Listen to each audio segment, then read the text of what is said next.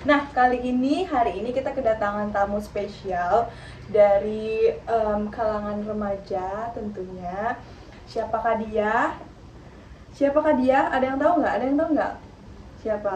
Langsung saja kita panggilkan Salsabila Zamzabil. Yeay! Halo Kak. Boleh perkenalan dulu Kak? Oke, halo semua. Perkenalkan, saya Salsabila Zamzabil, mahasiswa PG PAUD angkatan 2022. Hai Kak Ica.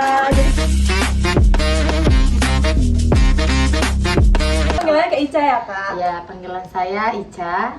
Oke.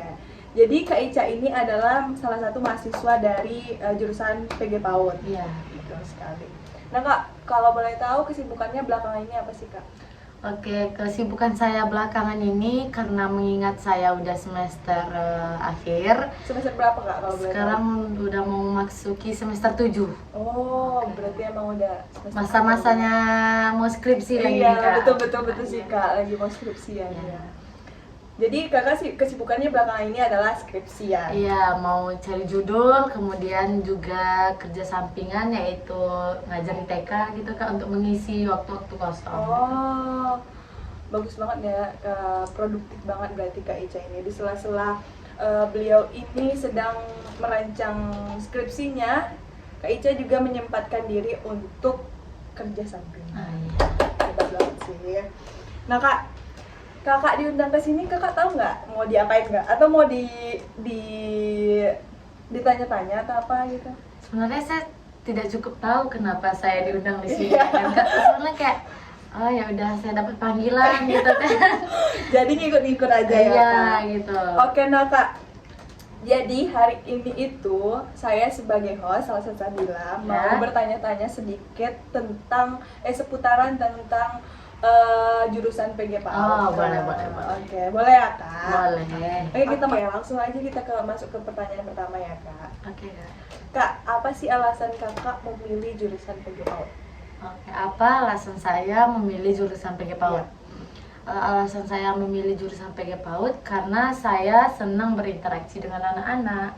Kemudian berjumpa dengan anak-anak itu suatu hal yang menyenangkan bagi saya. Dan juga kuliah di PG PAUD ini banyak pengalaman yang rasanya nggak pernah orang lain dapat, tapi saya dapat di PG PAUD. Berarti kakak otomatis harus suka sama anak kecil, Iya. sama anak kecil. Iya. Soalnya anak kecil tuh kan kayak paham gimana tulusnya orang Iya. dewasa suka sama dia gitu. Betul. Jadi harus ada jiwa-jiwa keibuan Pasti jiwa ibuan, lemah lembut dan memang penyayang gitu ya. Itu sih kalau yang mau masuk PG PAUD harus penyayang dong. Nggak bisa yang kayak nggak suka anak kecil, nggak bisa gitu. Ya kan Kak, Iya. harus ada jiwa keibuan. Oke Kak, jadi cita-cita Kak Ica ini setelah lulus dari PG PAUD apa sih Kak? Cita-cita saya setelah lulus di PG PAUD, saya bercita-cita jadi seorang guru. Itu emang cita-cita saya dari kecil, yaitu menjadi seorang guru atau dosen. Karena menjadi seorang guru itu suatu hal yang menyenangkan, dan juga saya lebih suka berinteraksi dengan orang banyak daripada saya harus duduk di kantor atau kayak kerja di depan laptop gitu. Jadi lebih rasa saya menjadi guru tuh suatu hal yang paling menyenangkan lah Kak, gitu. Karena kita berinteraksi sama anak-anak, jumpa anak-anak gitu. Mungkin selain juga menyenangkan, terus mulia. Iya, pastinya. Mulia. Atau ada yang mendasar belakangi kakak untuk menjadi seorang guru? Enggak, itu emang dari kecil saya emang punya cita-cita menjadi seorang guru karena mengingat semua keluarga saya cuma kakek saya aja yang guru. Jadi nggak tahu kok saya udah berapa angkatan maksudnya kayak udah berapa turunan, terus kakak yang pencetusnya setelah kakek yang belum ada gitu. Oh. Jadi cuma kakek terakhir, kemudian yang selebihnya ada yang jadi pengusaha, ada yang jadi kerja jadi bos atau apa gitu kan, kantoran gitu. Jadi saya memang kalau ditanya apa cita-cita Kak, ya guru gitu. Kenapa jadi guru? Kan banyak sih kerja yang lain gitu. Karena menjadi guru tuh suatu hal yang menyenangkan, dan juga mungkin tipe saya yang suka berinteraksi satu sama lain. Bagus banget ya jawabannya. Jadi Kak Ica ini adalah seseorang yang ekstrovert, bisa dibilang ekstrovert, mau berbaur dan berinteraksi bersama orang lain gitu. Daripada kerja kantoran yang cuma duduk-duduk Iya, terus buka laptop, iya. pulang dan kurang bersosialisasi. Iya, gitu. Oke, bagus sekali ya jawaban Kak Ica. Nah Kak, apakah PG PAUD memang pilihan pertama Kakak saat memilih jurusan? Sebenarnya untuk pilihan pertama saya memilih yaitu jurusan PGSD. PGSD. PGSD. Ini guru SD berarti? Iya, ya, guru Kak? SD. Kemudian pilihan kedua saya itu PG PAUD. Oh, jadi ini pilihan kedua Pilihan yang kedua. alhamdulillah juga Kakak sukai juga. Iya, alhamdulillah. Sebenarnya walaupun pilihan pertama saya tidak jebol gitu kan, walaupun pilihan kedua yang jebol, tapi saya tetap bersyukur karena jalannya masih tetap sama, yaitu menjadi seorang guru. Oh, berarti memang di pilihan pertama pun Kakak juga pengen menjadi guru dan Iya. yang pertama dan kedua juga linear Iya. menjadi guru. Cuma bedanya mungkin yang pertama yaitu guru SD dan yang kedua yaitu guru PAUD gitu. Tapi sama-sama menjadi guru. Jadi guru. Oke. Nah Kak, di PG PAUD ini apa sih atau mata kuliah apa sih yang Kakak sukai selama ada di jurusan ini sampai semester 6 kemarin? Oke. Sebenarnya mata kuliah di jurusan PAUD itu semuanya menyenangkan. Semuanya itu ya berkaitan dengan anak usia dini gitu kan. Ada seninya, ada gizinya, ada mungkin ada macam-macam gitu. Pokoknya semua lingkup itu anak usia dini dapat gitu. Nah, mungkin yang saya lebih suka yaitu micro teaching. Micro teaching apa tuh Kak? Micro teaching itu kayak sebuah praktek menjadi seorang guru, di mana seorang mahasiswa berperan menjadi guru, kemudian mempraktekkan bagaimana cara mengajar, pembukaan, inti, serta penutupan. Jadi kita diajarkan menjadi seorang guru gitu sebelum kita turun ke lapangan. Jadi kita micro teaching dulu sama dosen gitu kan. Nah, misalnya saya gitu. Saya praktek menjadi seorang guru dan rekan-rekan saya yang lain menjadi anak-anak muridnya, siswa-siswinya. Dan saya beranggapan bahwa saya ini seorang guru yang ada di kelas. Layaknya seorang guru yang ada di kelas. Kemudian praktek ya, bagaimana kita menyambut anak PAUD baru datang, kemudian bagaimana pembukaannya, kemudian kita masuk ke intinya, kemudian penutupnya. Di situ kayak hal yang menyenangkan, kayak kita sebelum turun ke lapangan dikasih bekal gitu. Berarti ini adalah micro teaching itu praktek dasarnya menjadi seorang guru PAUD gitu ya. Jadi saya berpikiran kalau misalnya jadi di guru PGSD nih Kak, teman-teman saya. Jadi itu tuh cuma terjun langsung ke lapangan. Berarti ini diberi bekal dulu sebelum terjun ke lapangan gitu ya. Sebenarnya kayak mungkin di keguruan ini micro teaching itu ada mungkin. Oh, emang ada berarti gitu. ya Kak. Jadi ada mungkin beberapa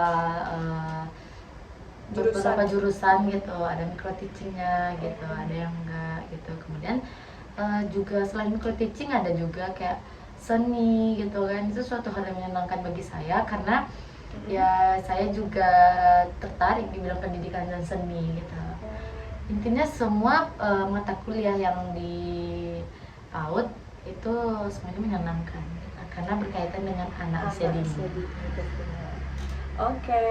Nah, pakai Kak Ica kita lanjut ke pertanyaan kelima nih. Menurut Kakak sendiri mata kuliah apa sih yang menurut Kakak sangat menantang di 6 semester yang telah Kakak jalani? Oke. Mata kuliah yang menantang selama 6 semester ini yaitu mungkin mata kuliah yaitu metodologi penelitian, metopel. Iya. Itu sebuah mata kuliah yang menjadi landasan kita sebelum pengerjaan skripsi. Jadi kemarin semester 6 kami mata kuliah metopel beberapa dengan rekan saya yang lain, kami ditugaskan untuk pembuatan skripsi bab 1 sampai bab 3. Di situ memang kayak mana kita sebenarnya mengerjakan skripsi gitu. Jadi di metopel itulah saya bertahu kayak ternyata harus mengerjakan skripsi harus cari jurnal, baca-baca jurnal, kemudian kayak kita harus masukin berapa tahun kebelakangan ini gitu. Jadi semester 6 ini memang metopel rasa saya yang paling berat. Metopel ya. Iya, tapi karena bersama-sama ngerjainnya gitu, juga selalu bimbingan sama dosen. Jadi alhamdulillah selama pengerjaan ini dimudahkan aja gitu. Dan saya juga mengerti bagaimana pengerjaan skripsi yang betul gitu, kemudian cara penulisan gitu. Alhamdulillah dikasih bimbingan. Dan pastinya juga sangat berguna sekali ya Kak untuk pembuatan skripsi Kakak ke depan. Berguna sekali. Oke. Nah Kak, selanjutnya bagaimana pengalaman Kakak saat pertama kali praktik menjadi guru PAUD? Udah pernah berarti ya Kak, sudah 6 semester yang Kakak lalui, pastinya sudah pernah praktik langsung ke PG PAUD, TK atau PG PAUD? Oke. Praktek sebenarnya saya sebelumnya kami juga udah pernah praktek itu ke TK, yaitu observasi. Kemarin juga pernah, belum lama ini semester berapa, semester 6 atau semester 5 praktek ke TK, yaitu bawa media yang kami buat sendiri. Kami ada buat media yaitu dengan mata kuliah bencana. Jadi kami membuat media yaitu kayak video dari Canva gitu kan mengenai banjir. Nah, awal pertama saya praktek itu ya gugup lah pastinya ya kan, nggak gugup gitu kan. Sebelumnya juga udah pernah observasi tapi belum terlalu prakteknya gitu, masih mengamati gitu kan. Nah, ketika saya praktek langsung di depan anak-anak pastinya gugup, canggung, takut salah kata nanti. Walaupun itu anak-anak, tapi ada rasa canggung itu, gugup itu pasti ada gitu kan. Takut nanti salah kata atau mungkin garing, nggak lucu gitu ya kan. Betul sih, itu sih tantangannya. Jadi kalau menjadi guru PAUD itu kan harus ceria, ada ice breakingnya gitu. Nanti mikir apakah anak ini senang nggak ya gitu kan. Jadi kemudian berlanjut awal-awal gugup, kemudian karena anak-anak juga berbaur gitu kan, jadi akhirnya enjoy aja lagi gitu kan. Setelah beberapa percobaan itu kan enjoy aja lagi. Jadi semenjak awal-awal gugup kemudian berlanjut terbiasa gitu kan, kemudian ya udah biasa aja lagi buat di depan anak-anak tuh kayak selamat pagi anak-anak bunda. Kalau awal-awalnya kayak berarti bunda Kak panggilnya? Iya, kalau di PAUD kami panggilnya bunda, Bunda Ica, Bunda Caca gitu kan. Gitu kan. Nah, jadi yang dari tadinya canggung, gugup, terus menjadi sebuah kebiasaan, lancar, dan alhamdulillah sekarang sudah terbiasa. Ya. Itu semuanya butuh proses gitu. Butuh proses tentunya ya. Nah Kak, selanjutnya coba ceritakan pengalaman lucu yang Kakak miliki selama di kuliah PG PAUD ini Kak. Pengalaman lucu selama kuliah di PG PAUD.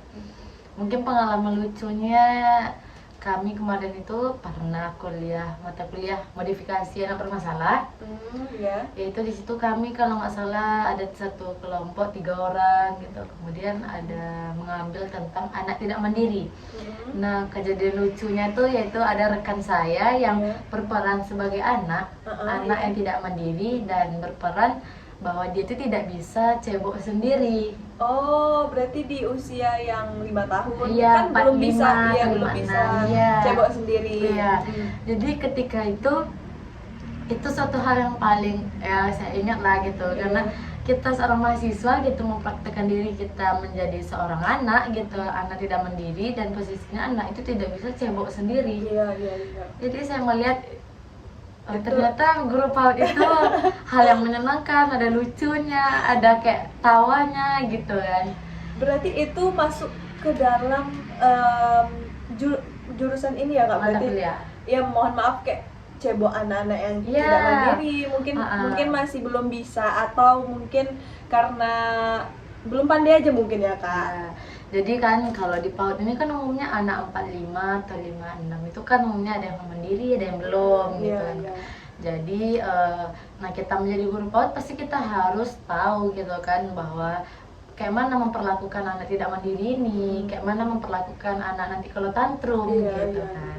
Jadi satu hal yang lucu tuh yaitu gitu ketika rekan saya memparodikan sebagai anak yang tidak mandiri, kemudian dia tidak bisa cebok sendiri. Jadi suatu hal yang kayak itu di depan dosen nggak? Di depan dosen, di depan rekan-rekan yang lain gitu kan. Jadi di depan kelas mempraktikkan itu. Ada. Jadi satu kelompok isinya ada 3, ada gurunya, ada orang tua dan anaknya gitu. Jadi saya kayak Oh ya Allah.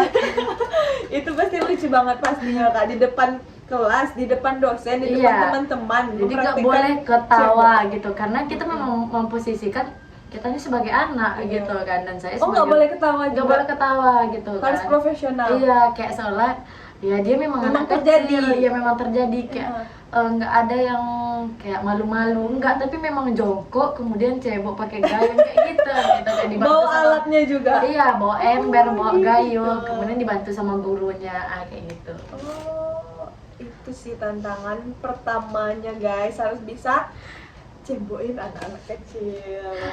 Oke, menarik sekali ya cerita lucu dari Kak Ica ini. Nah, selanjutnya bagaimana cara kakak membagi waktu antara kuliah, tugas, dan mungkin kakak tadi ada kerja sampingan Oke. juga? Membagi waktunya. Membagi waktu. Sebenarnya sebelum saya kerja ini saya juga ikut organisasi gitu kan Kak. Oh, sangat aktif berarti ikut organisasi juga. Oke. Nah, cara saya membagi waktu ya, saya tipe orang yang rasanya kalau di kos itu suntuk gitu kan Kak. Nggak bisa diam Nggak di bisa rumah, diam di gitu kos kan. gitu Jadi ya, Kak. saya cari ikut organisasi, kemudian ada tugas-tugas kayak gitu. Bagaimana cara bagi waktunya ya, saya jadwalkan bahwa dalam minggu ini apa aja pekerjaan saya gitu. Misalnya Senin pagi saya kuliah sampai siang, kemudian kalau tidak saya lanjut organisasi sampai jam 3 atau sore, kemudian jika tidak lagi selesai organisasi, Ya.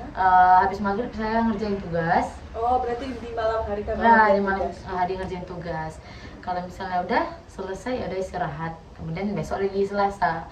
Selasa biasanya Senin sampai Kamis yaitu kami memang fokus untuk kuliah. Jumat, Sabtu, Minggu baru organisasi. Itu di gitu. semester awal mungkin tentunya. Iya, semester awal. Nah, untuk semester 6 atau 7 ini saya sudah selesai organisasi gitu, karena sekarang ingin fokus untuk skripsi lagi. Oh. Jadi membagi waktu ya tergantung dari kita sendiri gitu kan, karena kita yang ngejalanin gitu kan.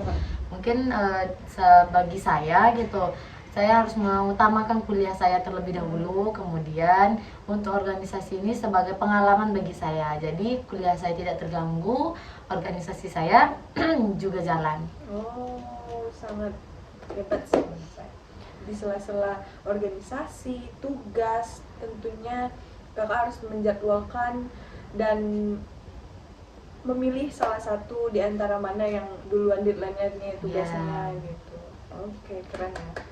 Oke, nah Kak, pertanyaan selanjutnya, apa pelajaran yang paling berharga yang kakak dapatkan selama di kuliah PG PAUD ini?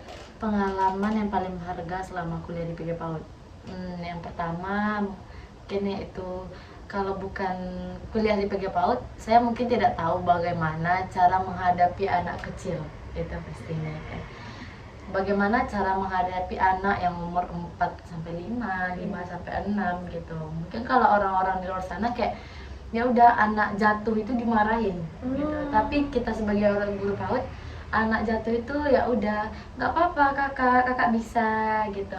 Harus diberi apa? afirmasi yang positif. Iya. Dan juga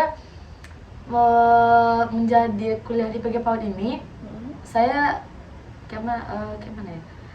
Jadi tahu bagaimana cara mendidik anak gitu, kemudian tahu bagaimana makan yang betul untuk anak gitu. Oh, Karena sampai ke gizi pun kami juga belajar gitu. Wow. Kemudian apalagi kita menjadi seorang guru PAUD ini, pendidikan pertama dia yaitu PAUD gitu. Iya. Suatu hal yang paling membanggakan ya, kita yang menjadi langkah awal dia untuk masuk sebagai ke tahap mengenal selanjutnya. pendidikan. Ya itu makanya Nah, selain ini juga Kak, mungkin kita sebagai guru PAUD, ya. Guru PAUD ini mungkin lazimnya itu perempuan ya Kak? pastinya. Iya. Dan kita besok akan menjadi seorang ibu.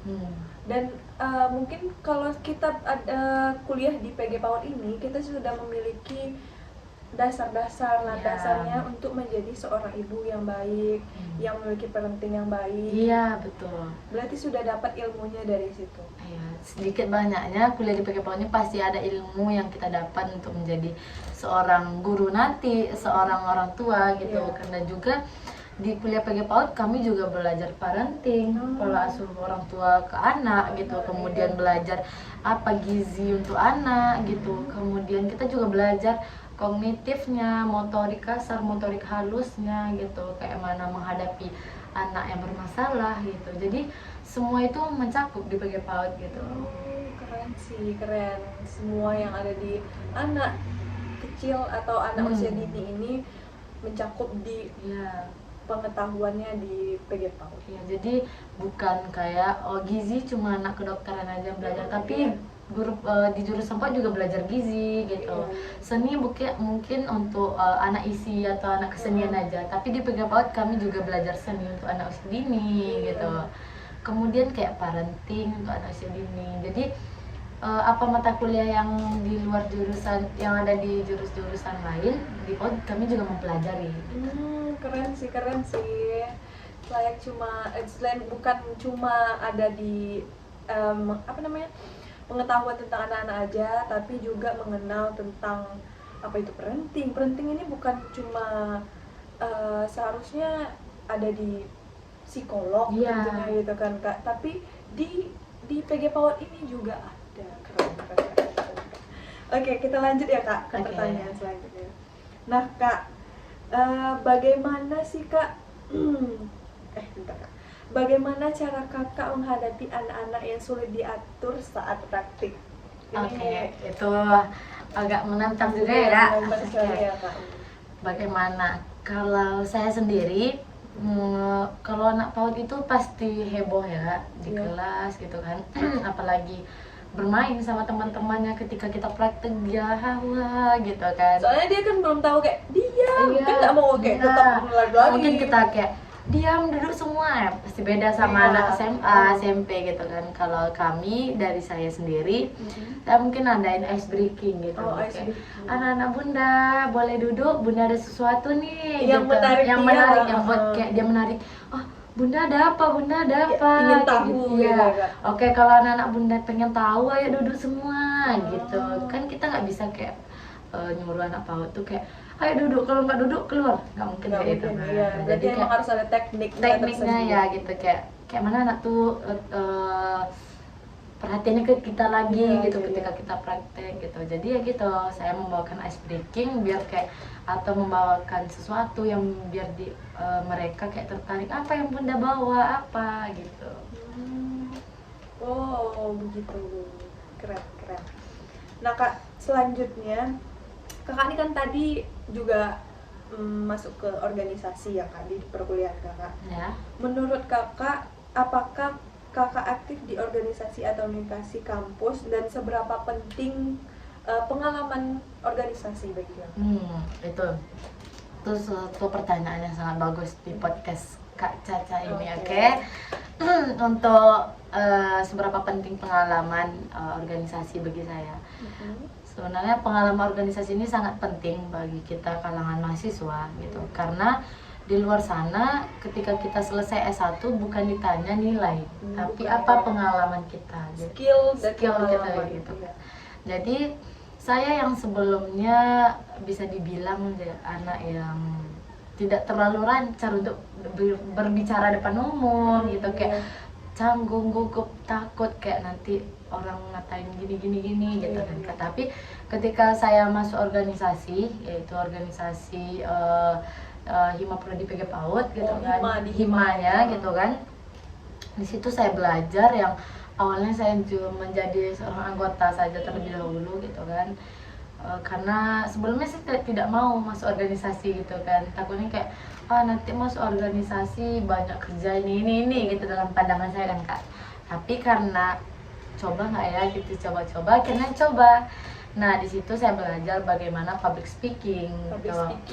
Bagaimana cara kepemimpinan gitu, bagaimana cara kita beradaptasi dengan orang, membagi waktu gitu kan Kak. Dari situ saya mulai beransur-ansur, kemudian dapatlah pengalaman bisa ngomong depan umum karena terbiasa. Kemudian habis itu saya diamanahkan menjadi kepala divisi pendidikan gitu. Di situ menambah pengalaman saya lagi untuk bagaimana sih berbicara di depan umum nih, menjadi Kan nggak seorang mungkin seorang pemimpin ya gitu nggak kan. bisa Ya, berbicara. jadi sebelum itu pasti saya dapat pelajaran dulu dari kakak-kakak saya yang lain, pemateri-pemateri yang pernah saya hadiri gitu kan. Kemudian berlanjut lagi, kemudian sampai berlanjut ke Olimpiade. Alhamdulillah saya diamanahkan menjadi, ada yang menjadi wakil, menjadi CO gitu kan Kak. Di situ kayak saya mungkin kalau saya tidak masuk organisasi, kalau saya tidak belajar bagaimana public speaking atau cara memimpin yang lebih baik, mungkin saya nggak dapat amanah sebesar itu gitu.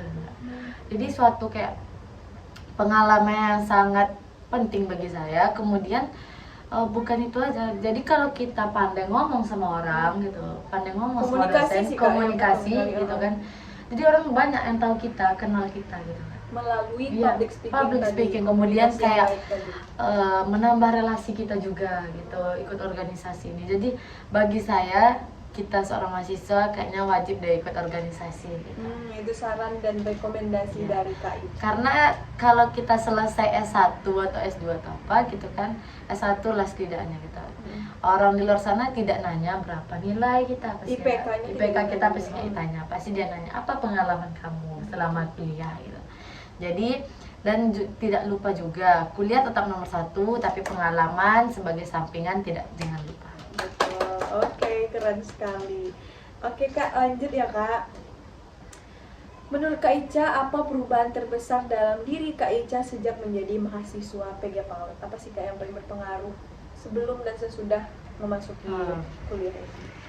Sebelum dan sesudah, ya pertama mungkin saya sebelum masuk kuliah PG PAUD ini bisa dibilang pemarah gitu ya Kak. Misalnya kayak pemarah gitu. Dan Jadi orang- Kakak punya adik nggak? Iya, punya adik. Punya gitu. adik berarti dilampiaskan marah Iya, ke jadi adik. kayak kalau mau tuh marah gitu Iya. kan.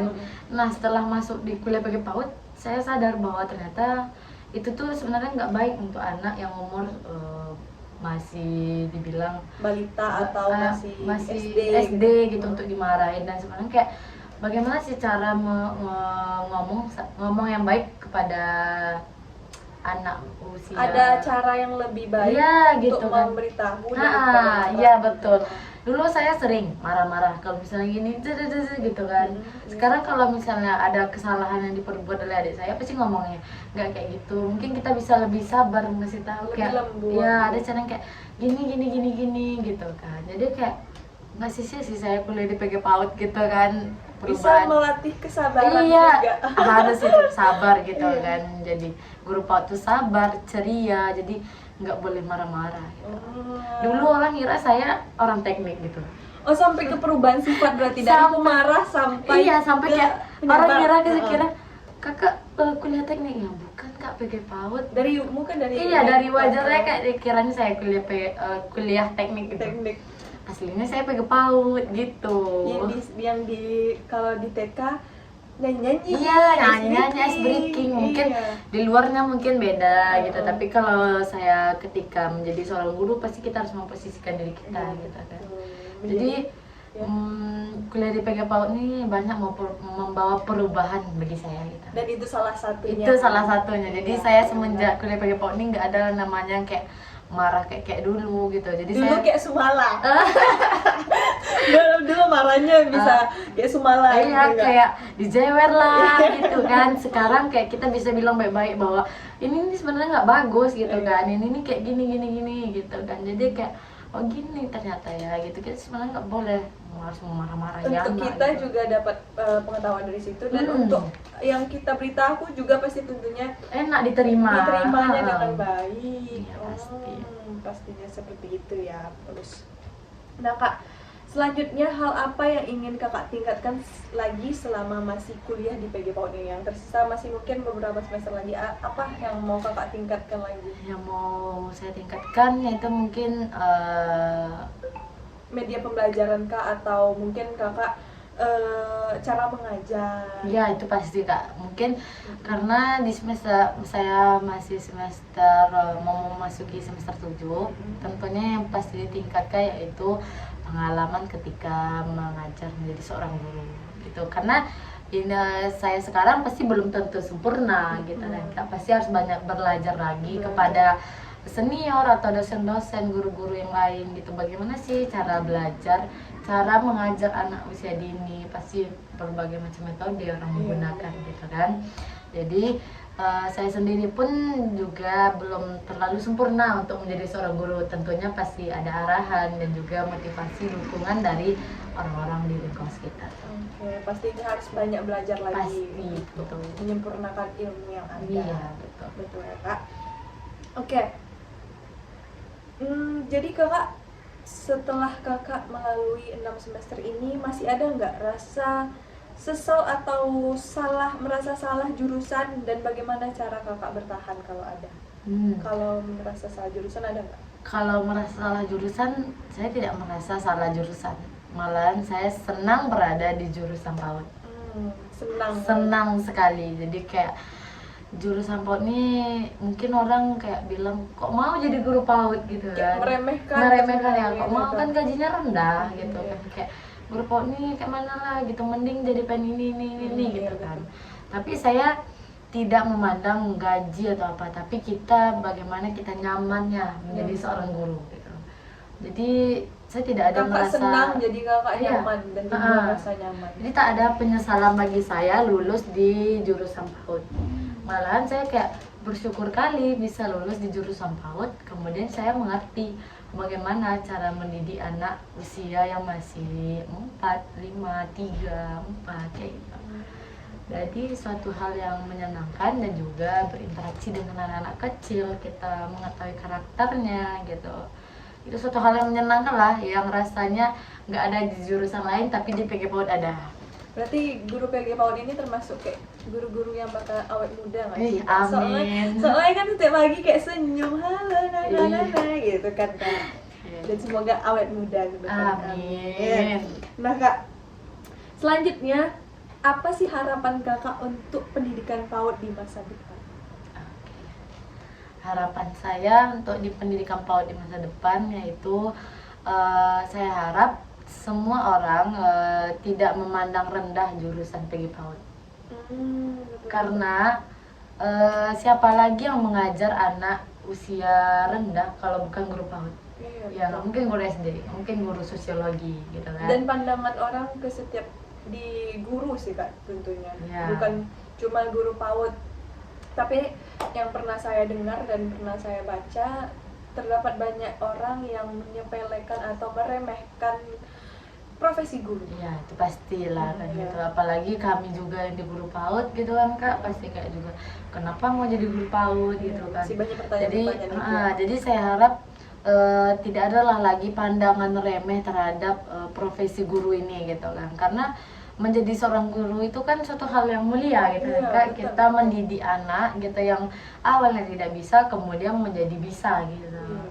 Jadi ya itu, semoga harapan saya ke depan gitu tidak ada lagi yang memandang bahwa menjadi guru itu suatu hal yang biasa-biasa aja atau kayak nggak ada bagus-bagusnya, tapi menjadi guru tuh hal yang paling enak dan paling nyaman. Padahal kan seorang guru ini adalah kayak seperti bisa dibilang landasan pertama, batu loncatan pertama. Tidak ada profesi-profesi lain kalau tidak ada seorang guru yang mengajar. Iya, betul. Betul kan kak? Betul. Tidak ada TNI, tidak ada polisi, tidak ada dokter kalau tidak ada guru yang membekali ini. Oke, itu ya pesannya. Tidak ada profesi lain sebelum adanya guru. Iya, betul. Oke, untuk tips apa yang ingin kakak bagikan untuk adik-adik yang ingin kuliah di PG PAUD? Tipsnya. Tipsnya untuk adik-adik yang ingin kuliah di PG PAUD apa ya? Kayaknya tips and triknya mungkin lebih mencintai anak gitu. Sebenarnya kalau yang kuliah di PG PAUD itu tergantung ke diri sendiri ya gitu. Nggak mungkin kita dipaksa gitu kan harus kuliah di PG PAUD gitu, sedangkan itu bukan ahli atau skill atau bidang kita gitu kan. Mungkin ya boleh lebih nyabar atau penyabar. Intinya menjadi guru PAUD itu harus ceria, tersenyum gitu. Jadi Jangan yang cemberut. jangan yang cemberut menjumpai anak-anak gitu kan, karena anak-anak itu Iya, jujur-jujur cemberut gitu juga, kan. heeh. Bunda kenapa wajahnya Iya. gitu kan. Dia to the point. To the point gitu kan. Makanya jadi guru PAUD itu harus yang pertama itu pasti ceria, senyum gitu kan, dan lemah lembut gitu. Apalagi ya tips and trik itu? Mungkin tips yang selanjutnya juga harus memang dari dirinya penyayang sama Iya. anak kecil. Ya pasti itu juga. Soalnya Iya. anak kecil ini kan bisa mau Iya. seperti mentransfer diri. Oh ini kayak jahat nih, Iya. gitu. Sebenarnya anak Ini kecil nih kurang- kayak jadi jujur aja gitu Jujur kan. ya. Bunda Lebih kenapa peka terhadap pekaan orang. daripada kayak, jadi kita setiap jumpa anak tuh memang walaupun di rumah kita sakit gini, tapi jumpa anak tuh kita memang harus ceria gitu, karena anak pasti bertanya, Bunda kenapa? Bunda sakit, Bunda kok pucat, Iya. Bunda jujur gitu kan. Jadi menurut kakak orang yang misalnya kalau ketemu anak kecil di jalan kayak ditanya, di sini mau jual ada yang jual kepala nggak? Itu gimana menurut kakak? itu tuh sebenarnya kayak Itu bisa nggak masuk ke jurusan PGPAUD? Atau masuk ke situ dulu terus Itu- bisa dapat ilmunya? Oh nggak boleh lah berarti kayak gini. Ada sebenarnya gimana? kalau kayak gitu tuh buat mental anak makin apa ya, kayak nggak boleh ya kak? nggak boleh sebenarnya. Kayak kalau menurut saya ya, kak gitu, karena apalagi anak kecil yang umur itu kan kita tanya ada yang jual kepala nggak ya, dia tuh kemudian kayak Mental health-nya jadi iya, apa jadi ya kayak kak? soalnya kayak Trauma, ya trust issue. jumpa orang jadi takut dia Iya, jadinya otomatis betul. gitu kan kak, jadi kayak Membunuh karakter juga. kayak pasti. dia jumpa tiba-tiba ada yang jual kaki gini-gini gitu kan. Ya udah kemudian pulang rumah nangis, kamu jumpa orang lagi ya kayak gitu kan. Beda lah mungkin kalau kita jumpa anak SMP, SD atau apa gitu kan, kita tanya dia udah ngerti gitu. Ngelawan pasti. Kalau anak PAUD, anak TK kayak itu. Ya bisa langsung kena mental. Oke. Nah kak, pertanyaan terakhir Nah. dari podcast kita hari ini. Udah mau berakhir aja podcast. Sudah mau berakhir saja podcast yang sangat-sangat beredukasi, mengedukasi. Semoga mengedukasi ya Iya. gitu kan. Oke, nah kak, pertanyaan terakhir. Satu pesan untuk orang-orang yang di luar sana agar lebih menghargai guru PAUD dan mahasiswa PG PAUD. Satu pesan. Mm-mm. Pesan saya untuk orang-orang di luar sana lebih menghargai PG PAUD gitu Iya. ya. Pesan saya untuk orang di luar sana yaitu saya berharap bahwa kalian jangan pernah memandang jurusan PAUD itu jurusan yang bisa dibilang rendah gitu. Kemudian kuliah di PG PAUD itu harus nyanyi-nyanyi gitu, harus Menghargai jerih payah. iya, padahal kalian semua tahu bahwa anak usia dini itu kalau bukan guru PAUD yang mendidik siapa lagi gitu kan. Pasti guru PAUD dulu, kemudian baru naik ke guru SD gitu, baru naik ke SMP, SMA gitu. Jadi semua pekerjaan yang menjadi guru itu suatu hal yang mulia dan jangan pernah dianggap remeh. Oke. Nah, berakhir juga podcast kita hari ini. Terima kasih kepada Kak Ica yang telah memberikan dan mungkin sudah mengeluarkan unek-unek juga ya selama ini direndahkan atau apa, dan terima kasih untuk ilmu-ilmunya Kak Ica. Semoga yang saya sampaikan itu bisa mengedukasi rekan-rekan di luar sana gitu Bermanfaat kan, juga. bermanfaat juga gitu. Kita punya pandangan masing-masing dan pandangan saya sudah saya sampaikan di podcastnya Kak Caca. Caca. Oke, sangat menarik pembahasan kita hari ini. Terima kasih kepada Kak Salsabila Zamzabil yang telah Oke. mau untuk diundang ke podcast saya. Salsabila, terima kasih. Semoga teman-teman semua yang menonton podcast saya ini semoga mendapatkan pelajaran yang berharga tentunya dari ilmu yang telah disampaikan Kak Ica tadi. Oke Kak Ica, terima kasih banyak ya Oke, Kak. terima kasih, Kak. Oke, sampai jumpa lagi di podcast saya berikutnya. Wassalamualaikum warahmatullahi wabarakatuh. Bye.